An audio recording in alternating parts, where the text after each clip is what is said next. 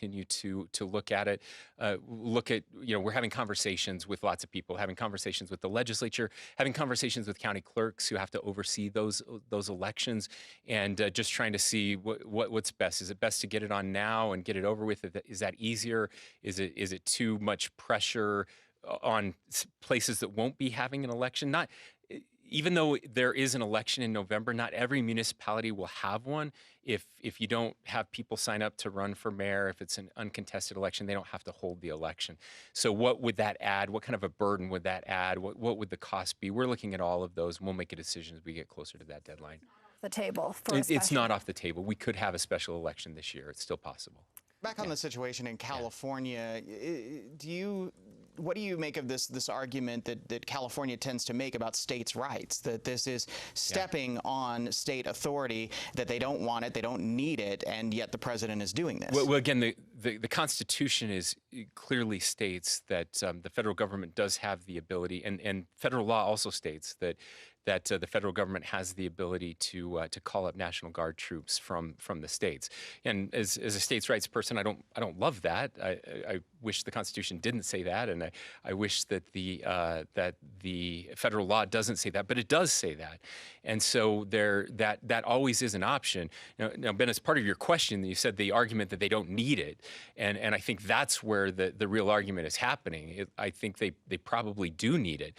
Again, I've seen the videos. The damage that is being done is unconscionable, and we can't have that in a civil society. It can't. Look, I want Utah to be the best place in the United States to protest. I want to do everything possible to protect the right of those who want to protest. We had protests on Saturday, this past Saturday or Sunday. I guess the protests were on Sunday. We're going to have apparently additional protests potentially on this Saturday, and I think that's wonderful. That's also part of the Constitution, the ability for people to show up and express their views and do so publicly, the right to assemble. I also want Utah to be the worst possible place to riot. The minute you start to spray paint the Capitol, the second you you implement violence or property destruction, we will arrest you and we will hold you accountable, and we will break up the disturbance that is happening. We are going to be over-prepared, and just a word of warning to anybody who is thinking about any type of violence or chaos or property damage or vandalism. It will not happen here, and you will be held accountable. So if you want to protest, this is a great place to protest. If you want to do that, go to California. Governor, are you willing to protest? I would like to bring up the Utah Compact. You've been pro at it, and we know that Utah has been recognized for this, right? Do you do you still believe the Compact's principles are relevant as of right now, what's everything that's happening right now? Sure, yeah. And if you read the Compact, too many people only read the end of the Compact, not the beginning of the Compact, that we also support law enforcement and support actually obeying and defending the laws that exist. I heard a couple other questions, please. Yeah. On the National Guard aspect, NPR reported on Friday that Homeland Security is requesting 20,000 National Guard troops to help with immigration enforcement, including guard duty and riot control. This is not in association with what's happening in LA right now, but it also says that it's going to be reaching out to red states. So I am curious, have you heard from the administration about sending Guard troops? Are we sending Guard troops? And what are your thoughts in general? We haven't heard.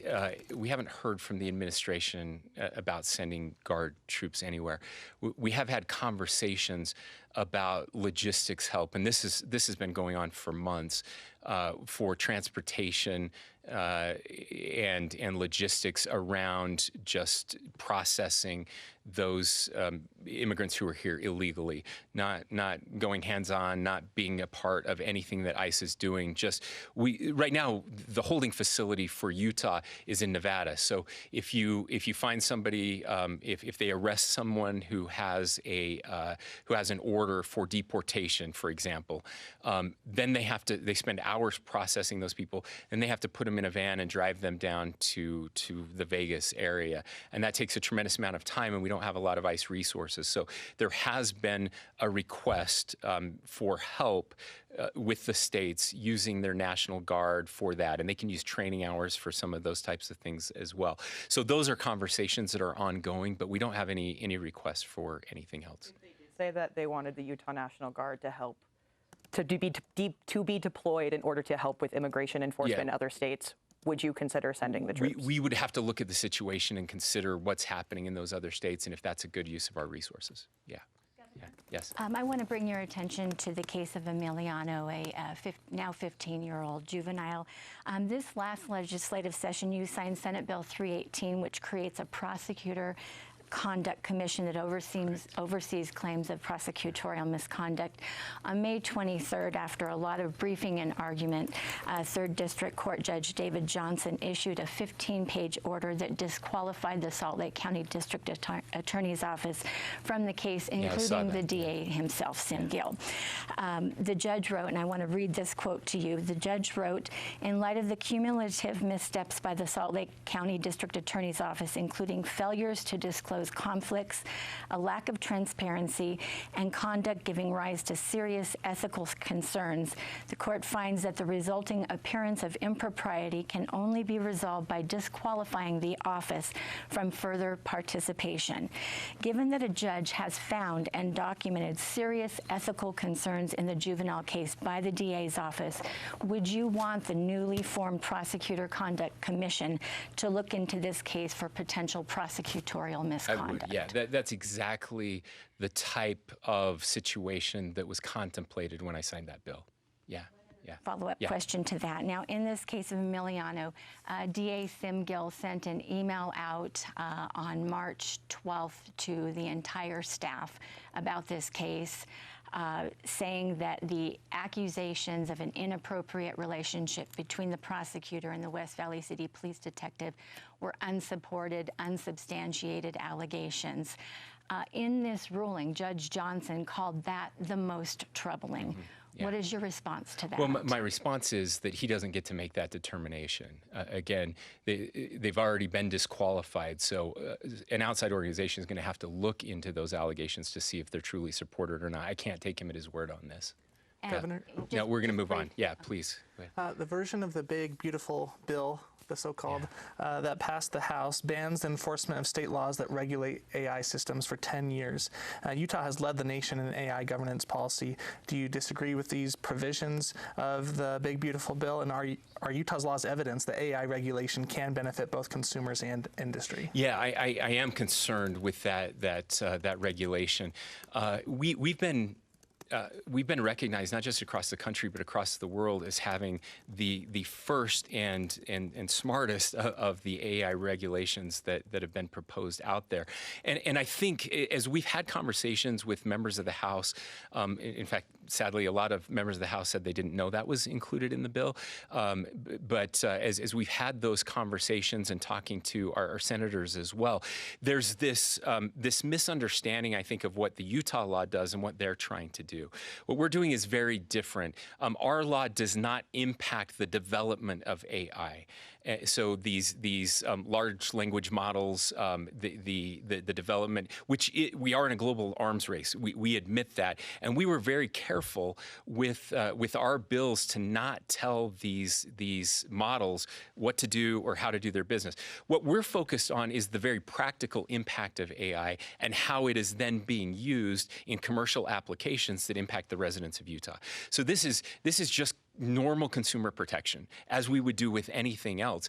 And what's so smart about what we put together, and again, why it's been recognized everywhere, and I just want to lay this out as well, AI companies actually support what we're doing because they recognize that this is the right way to do AI regulation, as opposed to just piecemeal. I understand the concern, this idea that every state can just start saying how you're going to develop AI, and that would lead to a hodgepodge. It would make it impossible. We would fall behind, and we would lose this global race that is happening right now.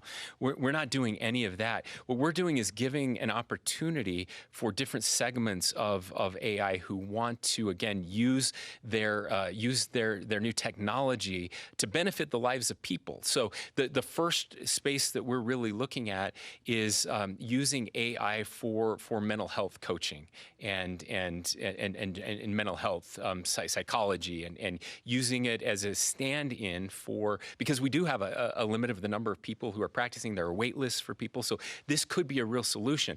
But there's also the potential for things to go terribly wrong.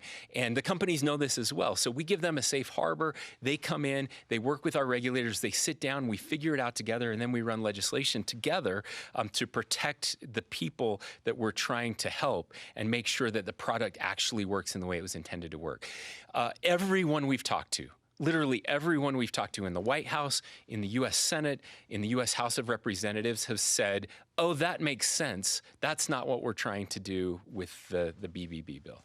So our hope is that we can, that the last version of this bill that passes, whatever that looks like, will allow for the smart type of regulation that we're doing in Utah and prevent the bad kind of regulation that would stop AI from reaching its fullest potential. Governor, the federal compensation program for Downwinders, RECA, expired 1 year ago today, and advocates are urging Congress to expand it in the reconciliation bill. Do you still support expanding RECA to cover all of Utah, and are you talking with Utah's delegation about that? Yeah, we've expressed our support to the delegation, and we expressed it at the time it expired. We'll continue to express support for that. The repercussions of that above-ground nuclear testing in Utah are very long-lasting. And many of us have family members that have been impacted. And so I think it's still important. Utah's not alone, but Utah was significantly impacted.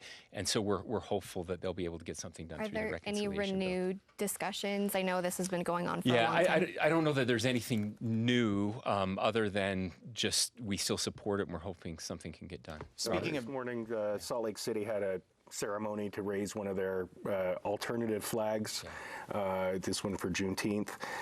Do you support what Salt Lake City's done to try to get around this ban on pride flags? You had said when you signed the bill that you didn't like that it affected government buildings. Yeah, and I don't support it. I mean, they're dumb flags, and it was a dumb bill. Wait, yeah. They are dumb. The pride flags are dumb. Salt Lake City's flags are dumb. Yeah, Salt Lake City's flags. Okay, it's ridiculous. I mean, I feel bad for the Japanese Americans. I feel bad for the Polynesian Americans. I mean, who are we leaving out here, Robert? I mean, I mean, I'm sure they feel great that they got around this dumb law, and they did it with dumb flags. What do you think should be done? The whole thing's dumb. Well, what do you think should be done? Well, I already said what I thought should be done. We should raise the American flag, and let's unify around that. It's a great flag, represents everyone, and the legislature doesn't need to be in everybody's business all the time. I said that again. It's it's the dumbest of all. We're living in the dumbest timeline right now. That's all I can say. Ben? I wanted to ask about the state's nuclear ambitions, because clearly there's a lot of memorandums of understanding being signed, but we don't have a sense, and I want to ask you, how big are you planning to go with this? Because are we talking 1 plant, 2 plant, 3 plants, 8 plants? Yeah. And how much is this going to cost, and how long is it going to take? Well, hopefully dozens of plants. Again, small modular reactors are modular by definition, and they stack, they build. That's the idea behind it. We've got to change our mindset of The Simpsons, the giant nuclear plant where Homer works. You know, that's not what we're talking about. These are small modular reactors. They're safe. We've got to change the regulatory scheme to allow that to work. There will be lots of different companies that are trying to get into this space. We had a memorandum of understanding that was signed a few weeks ago. We had another one that was signed this week. Yesterday. Yesterday. Yep, that's right. That will allow another company to come in. We're going to be working with all of these companies. We want to find the best technology. We're not betting on any one technology or any one company. That doesn't make sense.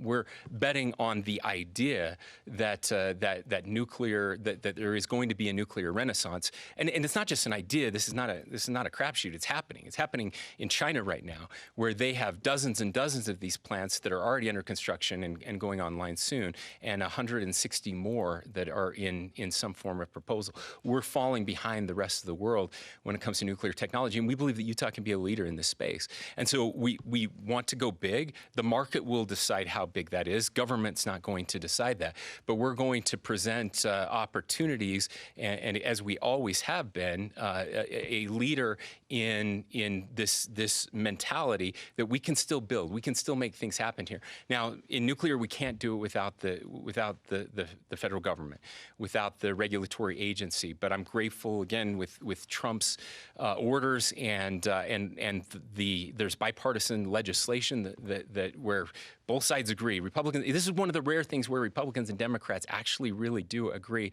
that we need to make way for these small modular reactors. We need to construct them quicker, and we need to be able to start building again. How much is this going to cost, though? Well, so right now it's not going to cost us anything. We have this laboratory space. We've had it for years. We're just providing space for these companies to come in and run their new technology there to see if it actually works. And so that's not going to cost us anything. The hope is that it will save us down the road. Now, we do have money set aside for siting because that is going to take some money, and there will be state involvement. I think I got $10 million from the legislature to work on that. So that's a start. It's going to take more, but it'll pay off in the long run once we get those regulatory approvals. Is it worth the state's commitment to this to build data centers, essentially to power data centers? I mean, is that something that we as Utahns should feel good about? Yeah, I think so. In terms of the water use, and if we're going to put this kind of investment into it for that kind of limited purpose. Look, I'm fairly agnostic when it comes to data centers. Data centers are great in that they create a lot of investment in the state. They don't create a lot of jobs. So I'm not just a huge proponent of AI data centers, but they're happening, and they're happening all across the country, and they're coming. And even if we don't put them here, they're going to draw power from all over the country. So even if we didn't have a single data center here, we would still need to significantly increase our power production here. If we're going to significantly increase our power production, we might as well put them here. And the reason I say that, Robert, the thing that worries me most is the water piece. But the new AI data centers, in fact, we have one here in Utah, they don't use much water at all. In fact, they've come up with new systems where the water, there's just one influx of water and then it stays in the system. They're not drawing in any new water. They have the ability to cool that water. But to do that, it takes more power. So that's the give and take. So you need more power, but less water, and that's what we're really focused on. And so, yes, I do anticipate that there will be huge data centers. We know that. Those agreements are already happening. The market is driving that. Utah is a great place for data centers because of our elevation, our location on the grid. You need data centers close to the power sources. We just passed a law that allows us to put power sources closer to where these data centers are going to be built. They can be built out of our bad air sheds and in our better air sheds, and so there's a tremendous amount of opportunity here, which is good for Utah long term. And we're going to need the power anyway, so let's build it and let's invite them here. Governor, back to the big beautiful bill, and one of the provisions that Senator Mike Lee is proposing adding back in would be the sale of some of Utah's federal lands. What do you know about what may be coming back into the bill? Are you supportive of those lands that are going to get sold off? I know probably generally you are, but kind of the pushback on Malloy's amendment was some of the tribes had issues, some of the environmental groups had issues. Where do you stand on that? Look, I don't know what's going to make its way back. I mean, those conversations are still happening, if and what it will look like. I think it will be a little different than what Congresswoman Malloy had proposed. But we need those lands. Senator Lee's proposed this for a long time, that using lands in and adjacent to our cities for for affordable housing is going to be critical. I like to point out, I pointed this out, I think, last time, that this has been happening in the Vegas area for years. It's the only place it's been happening because of leadership in the Senate many years ago, where they were able to get that done. And as governors, we were in Nevada in December with our Western Governors Association. We got a presentation on what was happening around the affordable housing on BLM land inside and right next to Las Vegas, and it's incredible. Again, these were left-leaning members of Congress who made that happen. And so this is not going to hurt the environment. This is not something that's going to be taking tribal land away at all. That was never the intent. And so we're gonna keep watching that closely and hopefully getting something in there that allows us to do this. And that's all the time that we have for our television broadcast. Thank you for joining us for the Governor's Monthly News Conference. And we're going to get to a virtual question. We have one reporter joining us, Christine Weller from KPCW. Christine, go ahead. Yeah, so House Bill 356 requires most counties to have fully districted council seats and to redraw their district maps if they had any at-large representatives. There was a June 1st deadline on this, but Wasatch County said it decided not to follow that law because state leaders had promised to amend it. So that the county was no longer affected. I'm wondering if that non-compliance will be addressed and if you are still planning on calling a special session to change this law. Yeah, there's lots of discussion, and there were at the time when I signed the bill that there would be an amendment to that coming up. And I know that those conversations have been happening with county leaders. We're still working through that process, and I do anticipate that that this fall that there will be a change to that bill that will impact the counties that were facing that deadline. Waiting until the fall to call a special session instead of, you said at this very press conference it would be May at some point. Yeah, I did. Pushed it back to the fall. We just felt like we weren't quite ready for May. We just needed a little more time to work through some things. A lot of legislators had scattered after the legislative session, as they do and as they should, much needed vacations and some other things that were going on. And they wanted to use some of their interim meetings to work on some of the issues that they had agreed to fix. And so I said, look, I'm fine with that. As long as we get it done before the end of the year, we're good. And so I anticipate maybe August, September timeframe is kind of what we're targeting right now. When are you going to put on the special session? I don't know yet. Other than the things that we had talked about after the last session, I don't have anything else right now. One of the things that's sort of teed up for a special session is potentially addressing voucher issues. As you may have seen, there was some reporting about the way the voucher money was being spent on panda meet and greets and tours of castles in Europe. Has it been used appropriately? Are you comfortable with the way it stands? And do you think that the court's ruling should be overturned that enjoins the vouchers? Yeah, so several questions there, but no, not okay with those egregious examples of how it was misused. The vast majority of the dollars were used appropriately, but there were some really terrible examples of how it was not supposed to be done, and your reporting called some of those out. We made changes this last legislative session to fix most of that, but I know with the new reporting, that's certainly something that legislators are interested in, and that we'll continue to look at. So I can't say definitively that there will be additional changes.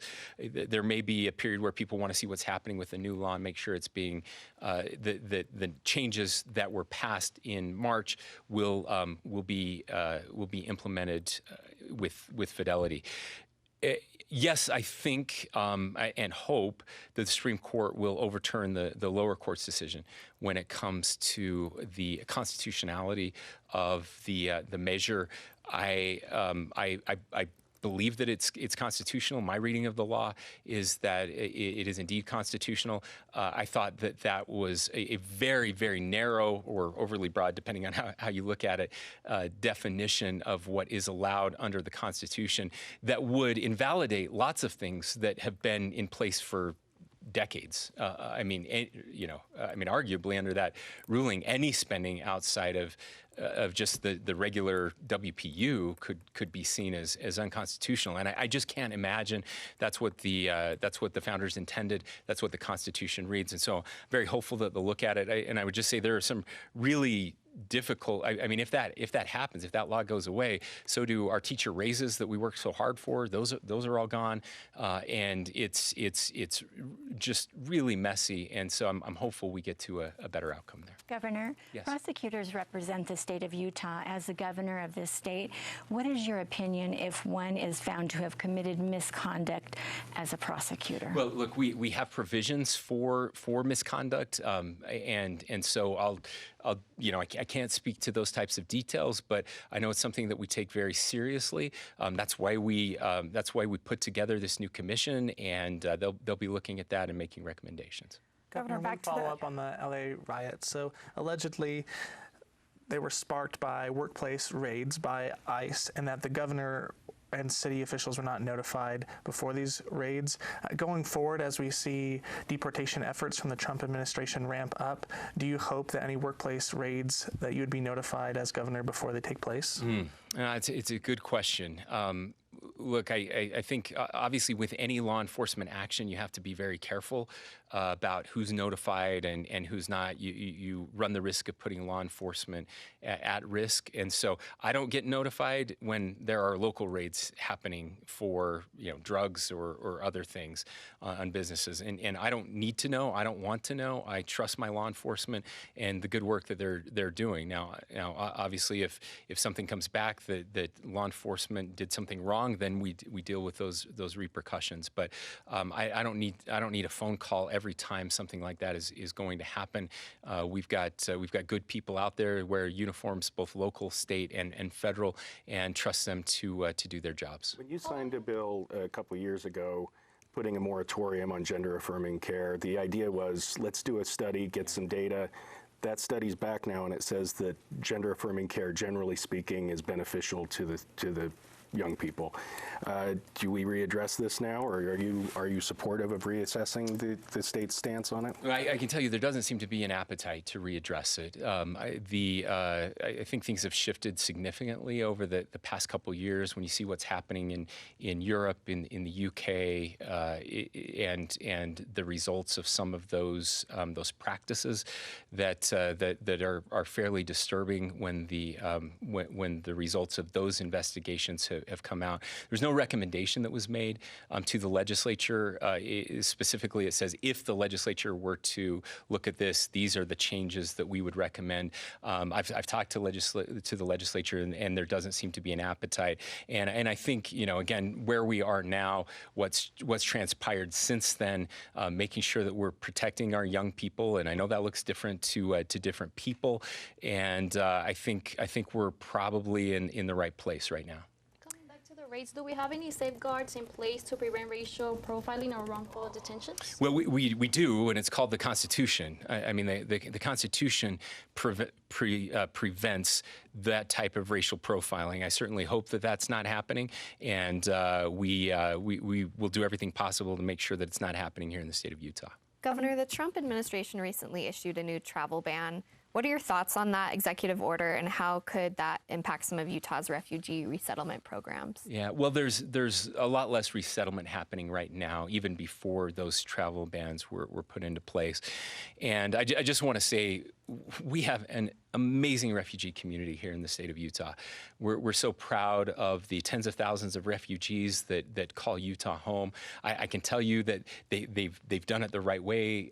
They've been vetted. They've gone through the hoops. Most of them, almost all of them, are going through the process of becoming U.S. citizens.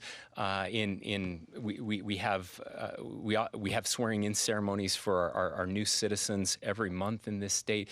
I've been able to attend those. We'll have another one up at the Capitol soon. It's one of the most patriotic events you will ever see. And so I'm grateful for the refugees that we have here. They make us better. They make our state better. And they love this country. And they've seen some terrible things. I want to thank the countless volunteers and the families who have taken in these refugees and made this place a home for them. I'm hoping that the refugee program will continue. it ebbs and flows. It changes with every president. Some presidents, the cap is higher. So some the cap are lower. I don't care what those numbers are. I just know that we raise our hand every time there's an opportunity, and Utah responds. And so we'll continue to raise our hand with this president as well as those opportunities. Are you uncomfortable at all with some of the protected status being revoked for some of these refugees? Yeah. So much of this, and I think it's important to point out, so much of what we're dealing with now are because of really bad decisions that even my Democratic friends will say were terrible decisions with the last administration that have led to overburdening all of these systems, including our refugee resettlement system here, completely overburdened. I mean, it's been really hard. We've had to pull every lever and call in every favor and do everything we can to resettle the large numbers that were coming here. The ones that concern me, though, most are those refugees who came from Afghanistan, because that was, again, a result, I believe, of a complete failure of the prior administration, the Biden administration, in exiting Afghanistan in such a terrible way, the collapse of the security and safety of that country, and the people that came to Utah. So many of the families I've met with are people who supported our troops, who risked their lives for Americans, and those are the ones that I have the most concern for, because I do feel like we owe them something because they did something for us. Governor, the Department of Environmental Quality is looking to build a network of dust monitors for the Great Salt Lake. I wonder if you could talk about why that's important, and if the state needs to invest even more money in that. Yeah, so we got some money from the legislature, something we advocated for, to put those. We have dust monitors now, but we wanted more dust monitors. We want to understand where the dust goes, how it shifts, where it could lead to the most. For the worst air quality, and getting that understanding will help us understand where to invest the most. So not just where is the dust coming from on the Great Salt Lake, so that we can engineer ways to get that area covered with water. So for example, I mean, you saw that the Great Salt Lake only went up about 1.5 feet this year. One of the reasons it didn't go up as high as the past couple of years is we had opened the berm. So we had more on the south end than the north arm, and now we've leveled those two together. So we're filling up more of the lake, which is good, but it does leave more dust in some areas. And so just getting better science around that is going to help us make better decisions. Some decisions that California has been dealing with for decades since their lake dried up. We're trying to understand better so that we can engineer the right types of solutions for those places. Concerns as the lake continues to decline, even with the joint management of the berms, there's still issues about salinity, ecology, things like that. Correct. The lake is still predicted, though, to decline quite significantly this summer as a result of the drought, the heat, and all of those factors. So what do you do, or what is your plan as a state if this continues to decline and dance precipitously around that ecology? Well, we have a state plan that was adopted by the legislature that came from the new commissioner. We're better prepared than ever before. We have more funding. We're continuing to lease water rights to get more water to the lake. We have a law that will allow less water to be taken from the lake now from those mineral companies that rely on that based on the lake levels. And so that water consumption will be less than it's been in the past. So we've got the pieces in place. There's still more to do, Ben, for sure. And we're continuing to look at what we can do to get more water to the lake, more technology, less water usage. I will just state to those in northern Utah, we had a bad winter in southern Utah. We had a decent winter in northern Utah. However, because the ground was a little drier than it's been the past couple of years, a lot of that snow melt has gone directly in to recharge the aquifers, which is important. But less of that has gone to the lakes. We're at about 88% right now when it comes to our reservoir systems in the state. So we're doing pretty well that way. But we're having above average temperatures right now. And for the next few weeks, we're also seeing no precipitation. I mean, today and tomorrow there may be some in northern Utah, but then it looks pretty dry for the next couple of weeks, which means fire damage is going to go up. Fire danger is going to go up significantly, and again the potential for using our water resources will also increase. So I would just, again, ask those in northern Utah. We've gotten a lot of good rain in southern Utah the past week or two, which is wonderful. We're looking at forecasting an above average monsoon season, so that's hopeful, and that usually starts kind of mid-July. So, but the next month is going to be really dicey. So I would just encourage people to be very careful with their water consumption. It's okay to have a yellow lawn. It's okay. Let's save water and let's do everything we can to protect ourselves from fire danger as well. And your emergency declaration is expired, and you can't issue a new one without a legislative authorization, right? Right. How does that hamper your ability? Yeah, it doesn't much. We could, if we needed to, authorize another one. Again, the legislature said, hey, we're willing to come in an interim and certainly renew that. So there are no issues there. It's those declarations are one part symbolic, just to help people understand how dire the situation is. You can look at the drought monitor and see that a significant part of the state is under drought right now. Severe drought, I think extreme drought, we're at about 3%, but we are seeing drought creeping up, and so it's not a huge concern. We have access to everything that we need right now, but should we need it more, we would call on the legislature to. We're going to wrap right there. Thank you so much, Governor. Thanks, everyone. Just a reminder to turn your devices off and go spend some time with your family this week. Thanks, everyone.